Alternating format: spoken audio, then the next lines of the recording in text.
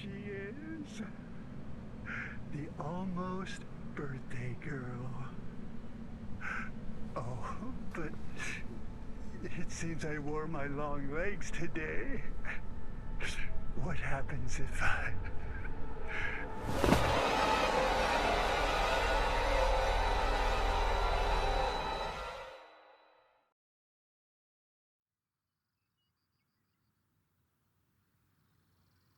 The temptation of Christ is one of the strangest stories in the Bible, mainly because of how vague it feels. Most other stories in the Gospels, while still showcasing Jesus' wisdom and miraculous healing, had some sort of explicit basis, a statement of him arriving at a specified location and performing a miracle. It was presented as both fable and historical account. But before those miracles could take place, he had to be baptized, and baptized he was by his cousin John. The Holy Spirit descends upon him like a dove, and it's an ethereal and pure moment. And so it feels very sudden when Jesus is suddenly whisked away into the wilderness where he stays for a month. In modern translations, at least, the temptation seems to come out of nowhere. There is no detail of him getting up and leaving, or where his disciples went, or where in the wilderness this was. He was simply taken there, and whether time actually passed on Earth or not, and whether this wilderness was a physical location or a manifested realm, is not made clear. The Book of Mark only has about a single line mentioning it. In Matthew and Luke, he is tempted by the devil. He is tempted with the possibility of food, lured to test the protection of angels, and by all the kingdoms of the world viewed from a precipice. He, of course, rejects it all. It is a powerful story, so vague in description and yet so clear in its meaning. The line between reality and parable is thin. There is, after all, no precipice on which one could see every kingdom of earth. And most notably, to me at least, the devil is never given any description. Matthew and Luke only ever write his voice, a manipulative, tempting voice trying to get Jesus to succumb to sin. But they never say how he looks like, and somehow that complete lack of description has always lingered in the back of my mind. Because in many ways, it doesn't matter what the devil looks like. It's his words, his temptations, his manipulations that speak for themselves. And yet, I cannot help but picture him in many forms. He seems to be everywhere, manifesting in all forms of fiction with a different look, a different outfit, a different intent. The extent of his participation into the world varies. And there's one especially acclaimed depiction that I will always come back to. One of the first things that comes to mind in any discussion of him. Let's talk about the devil as the Black Phillip remains Black Phillip for most of Robert Eggers' The Witch. He's a silly little goat, until he isn't. The Witch is the deconstruction of a Puritan family. The devil tears this family to pieces from the inside. He sows doubt, he takes away, he robs them of any other option. Die painfully or fight back, inadvertently committing a sin. And as this family loses its members, either to the witches or to each other, Black Phillip watches, apparently orchestrating it all while staying as this goat. There is little ambiguity in The Witch. We see elements of the supernatural, of unnatural forces from the very beginning. But there is some vagueness as to its extent.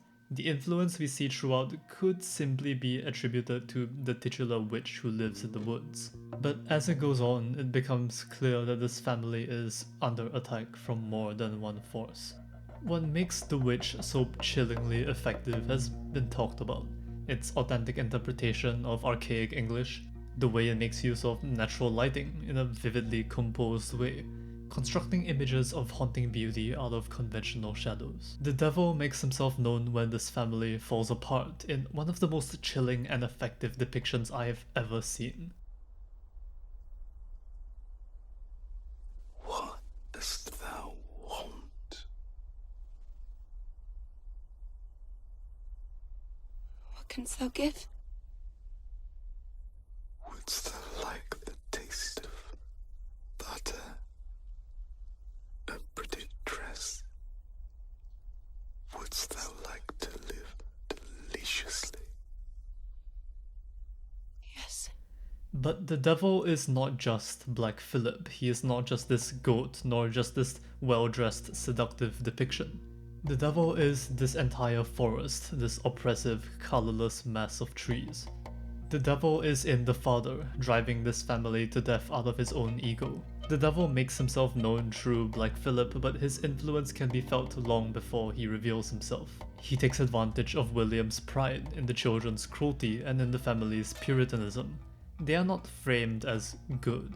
It would seem strange at first glance to depict Puritan Christianity in this negative light if the film also chooses to depict Satan himself as unapologetically real and clearly malicious. Wouldn't that imply that the family is right? David Ingham notes as much in his 2017 essay on The Witch, wherein he makes a deliciously clear observation. The Witch does not imply that this outdated conservative Puritanism is in opposition to the devil. It is, as Ingham puts it, a spectacularly bleak backcloth between two sorts of slavery. Criticism about the film's lack of subtlety in its ending is common, which is strange, given how you see a witch doing very witchy practices in the first 10 minutes, which I can't describe here. But the criticism becomes much more understandable when you think about it as a separate conflict entirely. The film does present the witches as a threat, but the bigger threat, the family's own conflict, seems to be its most obvious driving force. The child goes missing thanks to a witch, but it's the family that proceeds to tear itself apart from the inside out when that happens. So utterly fragile, so undefended. With Thomason's entire family now gone, she has nowhere left to go. She has killed. She is broken. And then the devil steps forth, offering a hand, winning this battle between two deeply manipulative evils. He does not technically force Thomason into doing anything, at least not directly. But he knows that she has nowhere else to go, that every action she takes will lead to her eventual death. She can't even write her own name in the book, and so the devil writes it for her, guiding her hand. And it is in this moment that I am reminded of Francisco Goya. Many on YouTube have discussed his black paintings at length. One of them is the posthumously titled Witch's Sabbath, or The Great He-Goat. Satan preaches to what many believe is a coven of witches. Painted on the walls of his home, Goya makes no pretense on the nature of this scene, one so clearly wicked in its shadowy crowds, its distorted faces, its large imposing leader. This is a gathering of malice. But that's not the Goya painting I think of when I consider the ending of The Witch. What I think about more often than not is a work with the same title, one Goya painted over 20 years prior. Witch's Sabbath, painted between 1797 and 98, is one of my favorite paintings. The scene is similar, the devil in the form of a human-like goat surrounded by a coven of witches. And yet these witches are far less distorted. The devil is less imposing and large, instead looking almost innocent, more like an actual goat, as he raises his arm towards the child he's been offered. There are still lingering traces of his true nature here. To his left are wilted babies and contorted bodies strung up like meat. He blesses with his left hand, not his right. And the moon, always traditionally framed on the right, stands instead on the left of the frame, an inversion of traditional correct symbols. But this darkness is draped in layers of genuine beauty. Look at the starry night sky, the sands brightly lit by moonlight, the devil's beautiful horns and the reef draped around it. This scene of wickedness is bathed in an atmosphere that is almost tranquil. And it's why the ending of The Witch, despite its inherent evil, despite its tragedy and horror, carries with it a sense of liberation. Thomason rises, floating euphoric in this witch's circle. She is doomed if you think about it, and yet she smiles. She laughs. She feels free even if she may not be. And there is one thing that is absolutely certain. The devil has won. Longlegs is by no means an incredible film. Its plot demands you stop thinking at times, and then drop something that needs you to think too much. Its pacing begins to falter as it draws to its bleak conclusion. Its morbid darkness is often contrasted with a humor that doesn't quite hit the sort of balance struck with Twin Peaks. And yet, it was my favorite film of the year. Why exactly remains a mystery to myself and others. There was just something about it that felt enticing, that felt right. Its aesthetics, its setting, its premise all felt like they were made for me. And one thing about Longlegs that I really loved was its depiction of the devil. He's here after all, and his presence throughout the movie completes it. Let's talk about the devil's...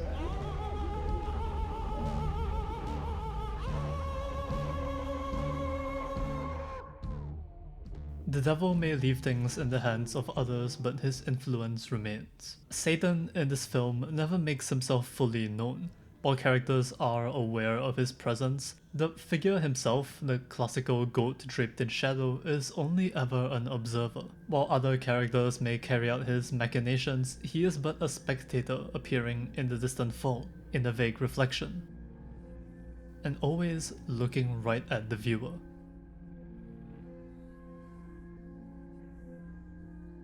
Longlegs may not have a very strong plot, but the atmosphere it builds with the devil lingering around every corner of this world made watching the film utterly mesmerizing. He appears only for split seconds, either fading into a shot or slowly disappearing.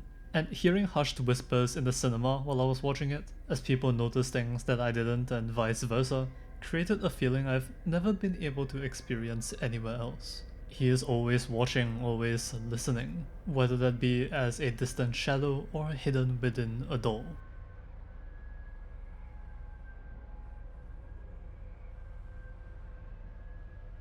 But of course, it would be remiss to discuss Longlegs and not discuss Longlegs. Cuckoo, cuckoo, cuckoo, cuckoo.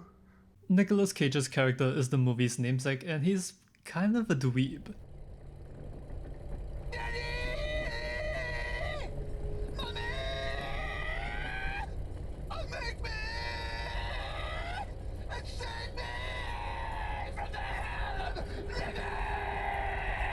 Longlegs is not much of a character if you think about it. He doesn't have a complex psychology beyond the pure implications of his glam rock look. He's missing the calculating factor and the psychological substance that many of his inspirations have, this larger-than-life presence. The Hannibal Lecter, if you will.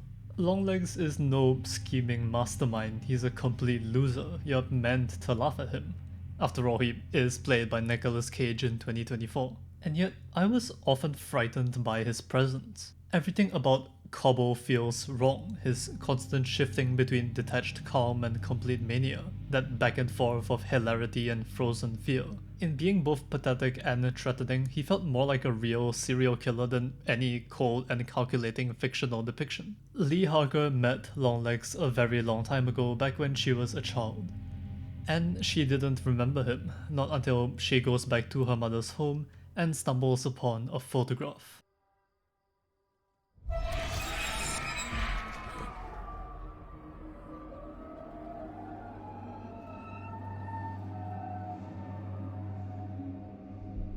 Harker represses Longlegs from her memory, and that makes the fear far more potent. In spite of all of Longlegs' laughable scenes, his very existence is terrifying. Because in that moment, he is not just some glam rock serial killer, he is not simply a man in white. In the flashback scenes, the aspect ratio is taller and everything feels shot from a younger Harker's perspective, where everything takes up so much more of the screen, where what she remembers most is his midsection, not his face. Why do we call him Longlegs anyway? It's simple. A one-off little joke that he makes. He's taller than young Harker and takes them off to kneel and face her. And yet that name is given so much importance, that one irrelevant little word being impossible to separate from his appearance. Before our unanswered questions, with a vivid memory that remains hidden, and with a bizarre name that would frighten a young child, Longlegs is a nightmare. And that nightmare carries as much, if not more, presence than the devil that knowingly watches him.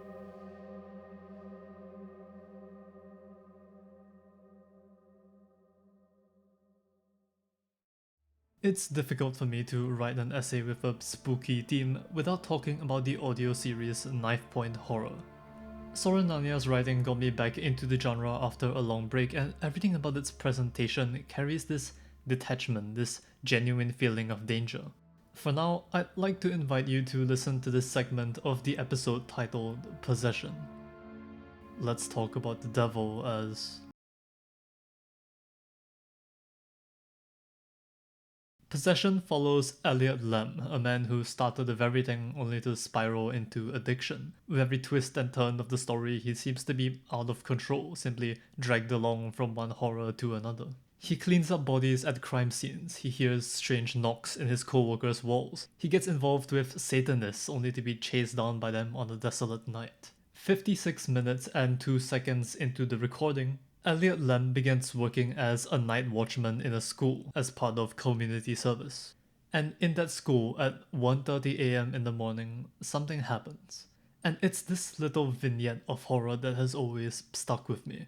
It's when he hears a noise that sounds like it came from the school's boiler room. And so he approaches. The end of the basement was about 15 feet ahead of me when I saw the thing by the light of the flashlight. There was a chair set between two tall water heaters, a chair set against the far cement wall. There was something in the chair, sitting in it. The thing was wrapped, swaddled in a black sort of cloak all over its body, down over where the feet of a person would be. But this wasn't a human being. It was twice as big, enormous. This thing is never once stated to be the devil, and yet something about its distorted description makes it feel like it in how it radiates with something. It is nothing like the infamous red horned depictions. Soren goes on to describe the thing's hands 3 times the size of a human's. Gigantic and doughy, a pale white color. He describes its overly large head, its mouth running horizontally too far to each side. There was just a slit, no lips. A slit running from one side of the head to another. He says that the texture of the skin made it seem like it was made up of thousands of specks of gray sand. He describes its red eyes, saying they were all one color, a dark red, I think. I'd say the eyes were the size of saucers. When I first listened to the story, I thought it might have just been a strange doll. Soren describes it with inhuman similes. Texture like sand, eyes like saucers.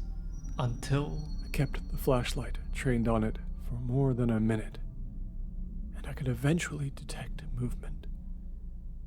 It was breathing, but it wasn't making a sound, and it wasn't looking at me.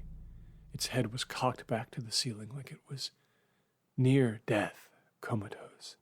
It just sat there in the dark. And immediately it was so bizarre because I felt no threat from it at all. I knew somehow that it wasn't there to hurt me. But I backed away just a little at a time, all the way back to the steps. And only then did I turn and go slowly up them and back to the gym. And I sat back in my chair and I just stayed there for an hour, watching the outer door, which I had closed on my way out.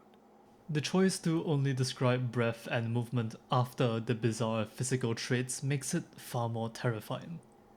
It doesn't feel entirely real, but neither does it feel entirely supernatural. The imagery is so explicit that you can almost feel yourself touching this impossible thing.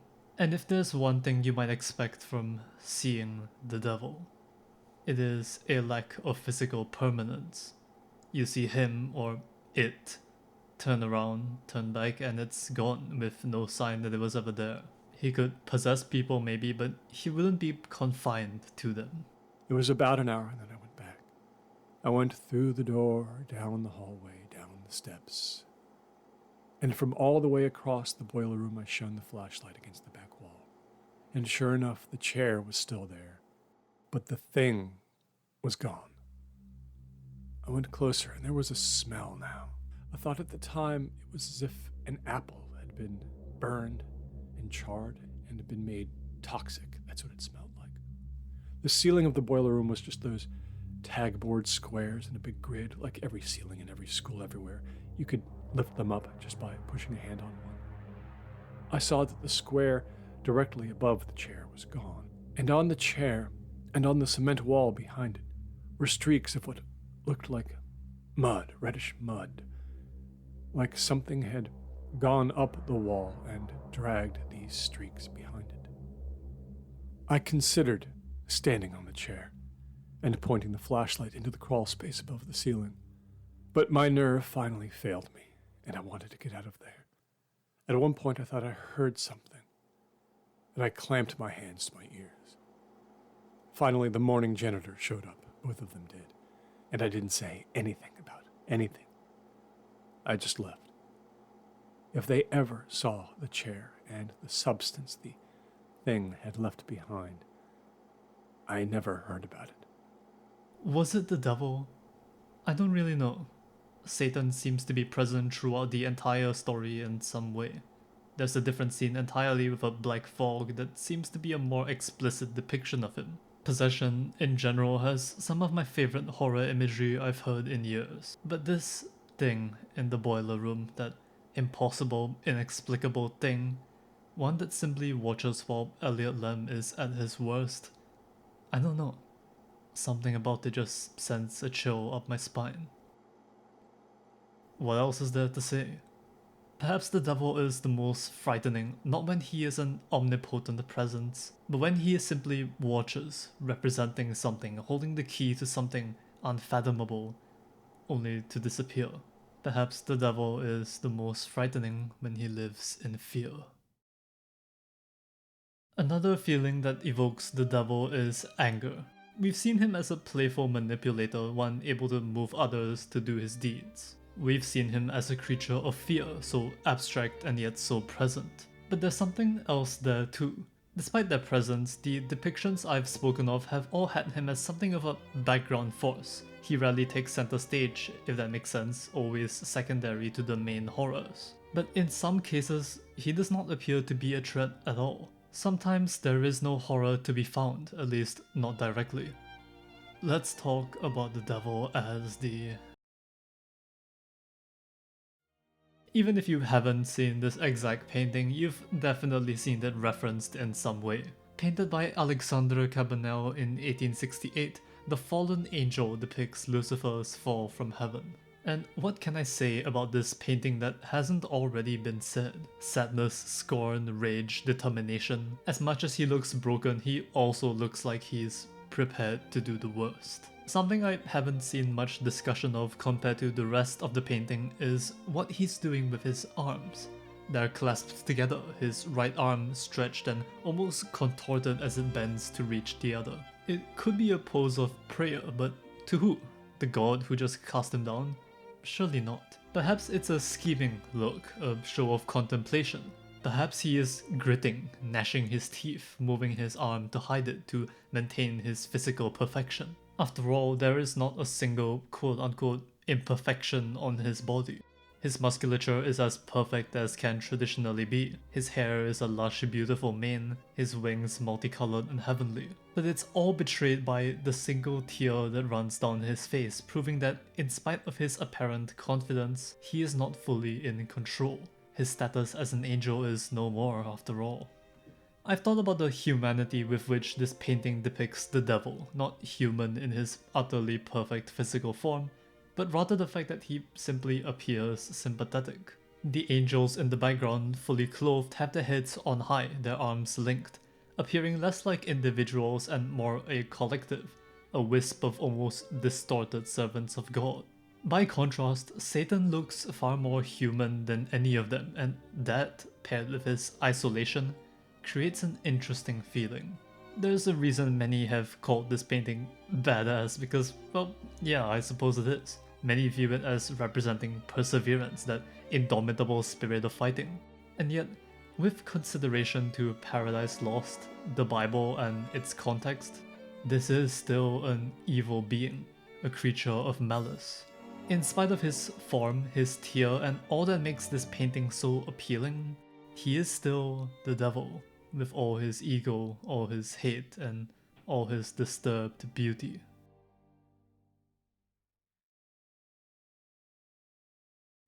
If you picked up a Bible in English and went to its final book, it should probably say Revelation, and that's a name that's always piqued my interest. Because, yeah, that's what the original Greek name means. The revelation of Jesus Christ, which God gave unto him to shew unto his servants things which must shortly come to pass. And he sent and signified it by angel unto his servant John. But there's something about that first word in Greek that has always stuck with me. Let's talk about the devil one last time in...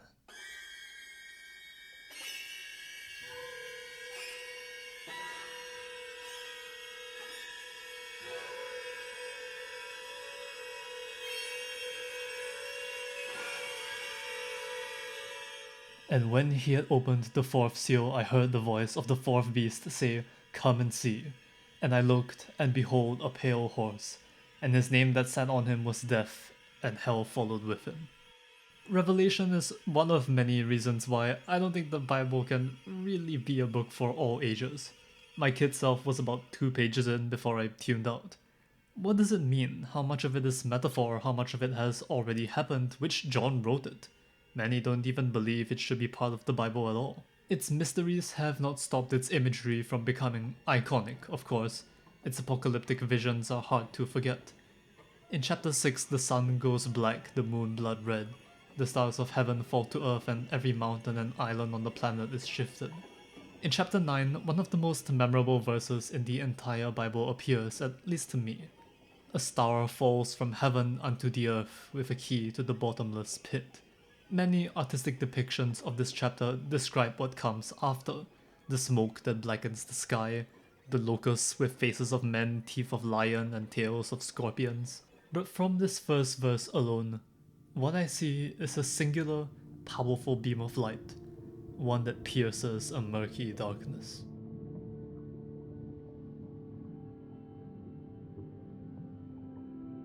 And the star falls with it. Abaddon, or Apollyon, emerges from this abyss, one of the Bible's many questionable identities. Perhaps he is the devil and perhaps he is not. In chapter 12, a 7-headed red dragon appears in heaven.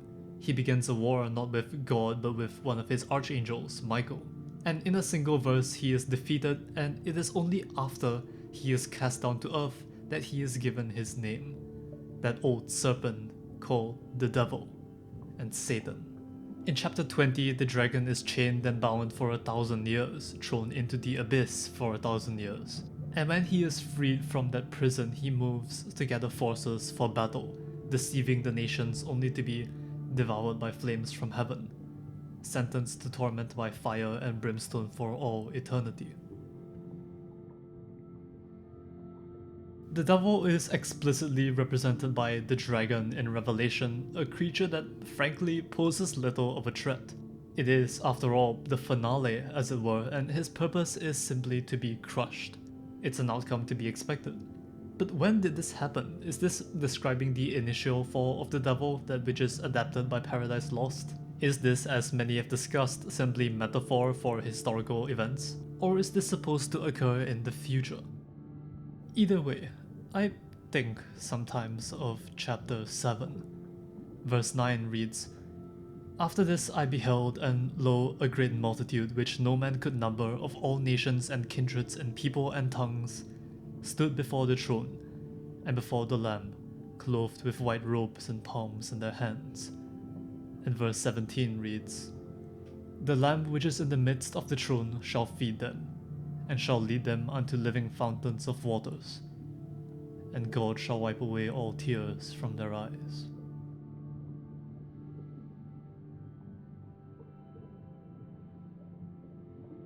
I'm not going to pretend like I understand apocalypses. Here I am still searching for answers.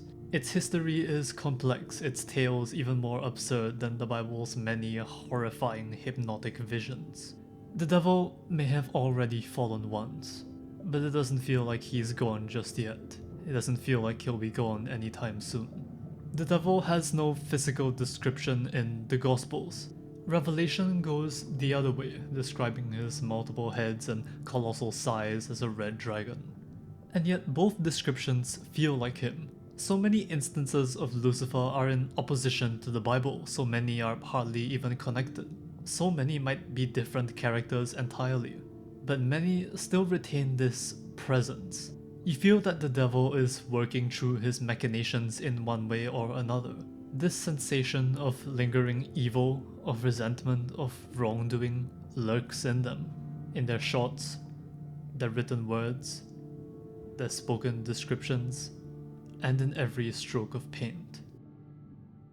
The idea of the devil as people is far from original. The idea of this supernatural embodiment of cruelty and wickedness made manifest in our real physical world is compelling, and certainly so to the religious.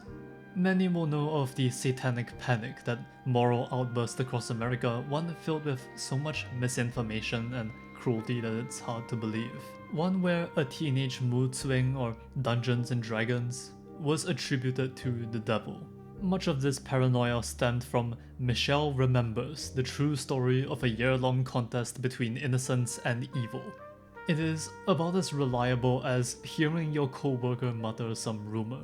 The book's claims on satanic ritual abuse were largely based on RMT, a form of psychotherapy built on such solid ground as hypnosis and recalling past lives. Michelle did not, in fact, remember many facts about the past, most of her hypnosis-induced claims either completely unverifiable or outright false.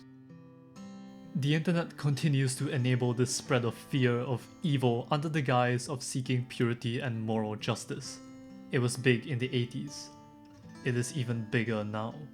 Many will claim that it isn't there, that it's overreaching, that it's just. But to me, at least, this sort of evil is clear as day. Seeing devils everywhere is not unprecedented, but many will claim that it's new, that the devil has made manifest in something else. Many will push aside any sense of logic or kindness in their self-proclaimed seeking of justice. But I don't think the devil has ever changed, if he's out there at all. We've seen it in every example here. The devil lives in manipulation. The devil lives in fear. The devil lives in hate. Black Phillip is only one part of the devil in The Witch. That darkness lived in the family long before that simple animal made himself known. Satan did his works through his agent in Longlegs, a childhood nightmare that never went away. For all its horrifying descriptions, the creature in possession is hardly a threat. The bigger one is, of course, the addiction that plagues our protagonist throughout his story. And in spite of the humanity and pity we may feel for the fallen angel, his fall was his own doing. The vulnerability he shows that humanity is the clearest sign of his malice. It's clear in his rage-filled eyes that his next steps will go further and further into the dark. No matter where I go, what I read, or even when I'm just existing, that evil lingers in the details, and we try as hard as we can to fight it, to live alongside it, to turn things around. It's a struggle we're always a part of, one I fear will never be fully won in my lifetime. There are moments of levity, and for every bit of evil that slips its way into my ears, I am often met with just as much love and comfort. I suppose I'm luckier than many others in that way.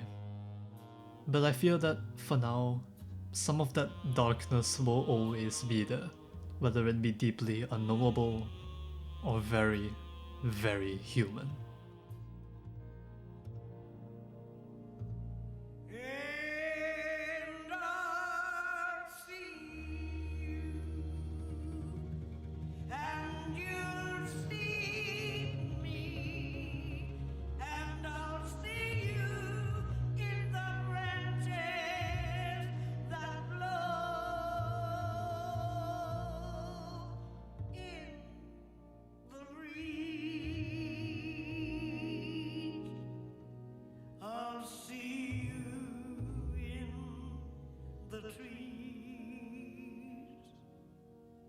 I'll see you in the trees, under the cigarette